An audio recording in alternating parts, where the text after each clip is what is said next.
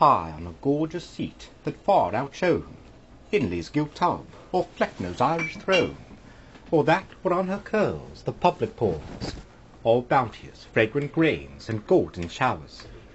Great Cibber sate, the proud Parnassian sneer, the conscious simper and the jealous leer, mix on his look, all eyes direct their rays on him, and crowds turn coxcombs as they gaze. His peers shine round him with reflected grace, new edge their dullness, and new bronze their face. So from the sun's broad beam and shadow urns, heaven's twinkling sparks draw light and point their horns. Not with more glee, by hands pontific crowned, with scarlet hats wide waving circled round, Rome in her capital saw Querno sit, throned on 7 hills, the Antichrist of wit. And now the Queen to glad her sons proclaims, by herald hawkers, high heroic games. They summon all her race, an endless band pours forth, and leaves unpeopled half the land. A motley mixture, in long wigs and bags, in silks and crepes, and garters and in rags, from drawing rooms, from cottages, from garrets, on horse, on foot, in hacks and gilded chariots. All who true dunces in her cause appeared, and all who knew those dunces to reward. Amid that area wide they took their stand, where the tall maypole once o'erlooked the strand. But now, so Anne and piety ordain, a church collects the saints of Drury Lane. With authors, stationers, obeyed the call, the field of glory is a field for all. Glory and gain th' industrious tribe provoke, and gentle dullness ever loves a joke. A poet's form she placed before their eyes, and bade the nimblest racer seize the prize. No meagre muse-rid mote, but dust and thin, in a dun nightgown of his own loose skin, but such a bulk as no 12 bards could raise, 12 starveling bards of these degenerate days. All was a partridge plump, full fed and fair. She formed this image of well-bodied air. With pert flat eyes she windowed well his head, a brain of feathers and a heart of lead. And empty words she gave, and sounding straying, but senseless, lifeless, idle, void and vain, never was dashed out at one lucky hit. A fool, so just a copy of a wit, so like, the critics said and courtiers swore, a wit it was, and called the phantom more. All gaze with ardour, some a poet's name, others a sword knot, and lay suit in flame, but lofty lint it in the circle rose. This prize is mine, who tempted are my foes. With me began this genius, and shall end. He spoke, and who with lent it shall contend. Fear held them mute, alone untaught to fear, stood dauntless curl, behold that rival here. The race by vigour, not by bonds is won, so take the hindmost hell, he said, and run. Swift as a bard, the bailiff leaves behind, he left huge linnet, and outstripped the wind. As when a dab-chick waddles through the copse, on feet and wings, and flies, and wades and hops, so labouring on, with shoulders, hands, and head, wide as a windmill, all his figure spread. With arms expanded, Bernard rose his state, and left leg Jacob seems to emulate. Full in the middle way there stood a lake, which curls Corinna chanced that morn to make. Such was her wont, at early dawn to drop her evening cates before his neighbour's shop. Here fortune curls a slide, loud shout the band, and Bernard, Bernard rings through all the strand. Obscene with filth the miscreant lies bewrayed, fallen in the plash his wickedness had laid. Then first, if poets ought of truth declare, the caitiff vaticide conceived a prayer. Hear Jove, whose name my bards and I adore, as much at least as any gods or more, and him and his, if more devotion warms, down with the Bible, up with the Pope's arms. A place there is, 'twixt earth, air, and seas, where from ambrosia Jove retires for ease. There in his seat 2 spacious vents appear, on this he sits, to that he leans his ear, and hears the various vows of fond mankind, some beg an eastern, some a western wind, all vain petitions mounting to the sky, with reams abundant this abode supply. Amused he reads, and then returns the bills, signed with that ichor which from gods distills. In office here fair Cloacina stands, and ministers to Jove with purest hands. Forth from the heap she picked her virtuous prayer, and placed it next him, a distinction rare. Oft had the goddess heard her servants call, from her black grottos near the temple wall, listening delighted to the jest unclean of link boys vile and watermen obscene, where as he fished her nether realms for wit, she oft had favoured him, and favours yet. Renewed by Orger's sympathetic force, as oiled with magic juices for the course, vigorous he rises from the fluvia strong, imbibes new life, and scours and stinks along, repasses linted, vindicates the race, nor heeds the brown dishonours of his face. And then the victor stretched his eager hand, where the tall nothing stood, or seemed to stand. A shapeless shade, it melted from his sight, like forms in clouds, or visions of the night. To Caesar's papers, curl was next thy care. His papers light, fly diverse, tossed in air. Songs, sonnets, epigrams, the winds uplift, and whisk 'em back to Evans young and swift. The embroidered suit, at least he deemed his prey. That suit an unpaid tailor snatched away. No rag, no scrap of all the bower wit, that once so fluttered, and that once so writ. Heaven rings with laughter, of the laughter vain, dullness, good queen, repeats the jest again. 3 wicked imps of her own Grub Street choir, she decked like Congreve, Addison and Pryor. Mears, Warner, Wilkins run, delusive thought, Breville, Bond, Bessilil, the varlet's cot. Curl stretches after Gay, but Gay is gone. He grasps an empty Joseph for a John. So Proteus, hunted in a nobler shape, became when seized a puppy or an ape. To him the goddess, son, thy grief lay down, and turn this whole illusion on the town. As the sage dame, experienced in her trade, by names of toasts, retails each battered jade. Whence hapless Mishaw much complains at Paris, of wrong some duchesses, and Lady Marys. Be thine, my stationer, this magic gift. Cook shall be prior, concanon swift.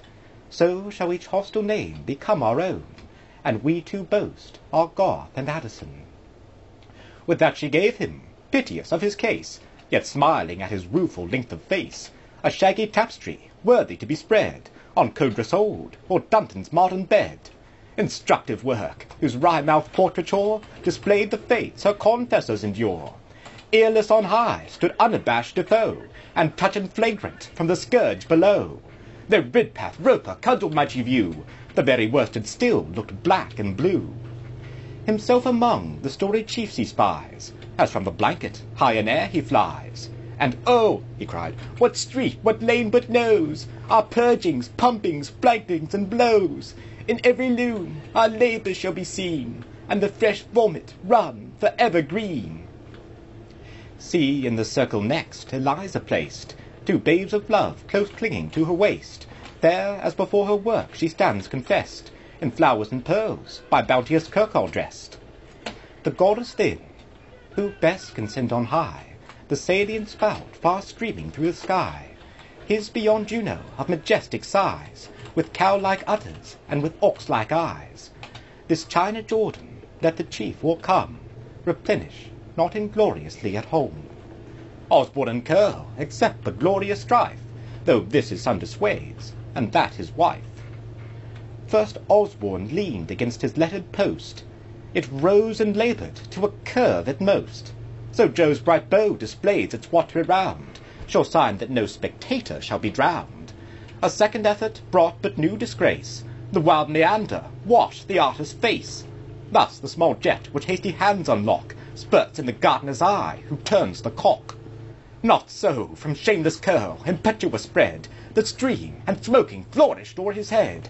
So fame like thee for turbulence and horns, iridiveness his humble fountain scorns. Through half the heavens he pours the exalted urn, his rapid waters in their passage burn. Swift as it mounts, all follow with their eyes, still happy impudence obtains the prize. Thou triumphst, victor of the high-wrought day, and the pleased dame, soft-smiling, lead'st away. Osborne, through perfect modesty o'ercome, crowned with the Jordan, walks contented home. But now for authors nobler palms remain, room for my lord, 3 jockeys in his train, 6 huntsmen with a shout precede his chair. He grins, and looks broad nonsense with a stare. His honour's meaning, dullness thus expressed. He wins this patron, who can tickle best. He chinks his purse, and takes his seat of state, with ready quills the dedicators wait. Now at his head the dexterous task commence, and instant fancy feels th' imputed sense. Now gentle touches wanton o'er his face, he struts Adonis and affects grimace. Raleigh the feather to his ear conveys, that his nice taste directs all operas. Bentley his mouth with classic flattery opes, then the puffed orator bursts out in tropes. But Wellstead most, the poet's healing balm, strives to extract from his soft-giving palm. Unlucky Wellstead, thy unfeeling master, the more thou ticklest, gripes his fist the faster. While thus each hand promotes the pleasing pain, and quick sensations skip from vein to vein, a youth unknown to Phoebus in despair puts his last refuge all in heaven in prayer.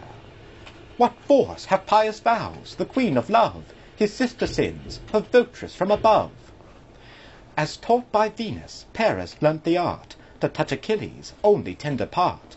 Secure through her the noble prize to carry, he marches off, his grace's secretary. Now turn to different sports, the goddess cries, and learn, my sons, the wondrous power of noise, to move, to raise, to ravish every heart, with Shakespeare's nature, or with Johnson's art. Let others aim, 'tis yours to shake the soul, with thunder rumbling from the mustard bowl, with horns and trumpets now to madness swell, now sink in sorrows with a tolling bell. Such happy arts attention can command, when fancy flags and sense is at a stand.